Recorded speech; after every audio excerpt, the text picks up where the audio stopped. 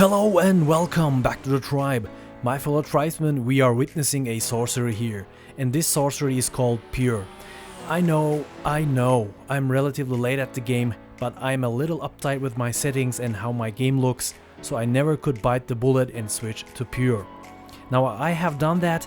I'm really amazed how good Pure looks with my settings and SKY post-processing filter. You can find my favorite filters and how they look in a video of mine on the top right hand corner of the screen. So this is kind of a first impression / showcase video on how my game looks now with Pure plus SkyDome clouds and a guide on how you can install and set up Pure initially. Let's enjoy a little how the game looks right now with my settings, Pure and SKY post-processing filter before we jump to the installation and initial setup.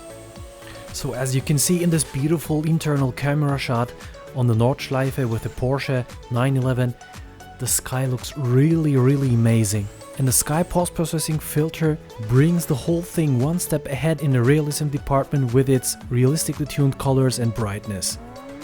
Yet another beautiful shot from the Porsche 911 GT3 on the Transfiguration Pass, and look at how the clouds look. Is really great, the lightning is cool, and Pure combined with SKY post-processing filter gives this really realistic look with this kind of dark sky effect.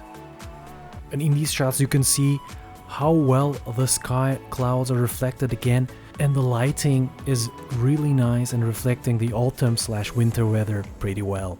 And in this shot I love how the bright sunlight is reflected on the car. It's not too much, it's not too less, and I find that the color balance is really nice in these shots. As to how you can get Pure, first you need to be a Patreon of Peter Böse on his Patreon page on a pay what you want basis. Once you have done that, you will be presented with two download options with 4K SkyDome and 16K SkyDome textures. I went with 16K textures and my RTX 2060 handled it pretty well.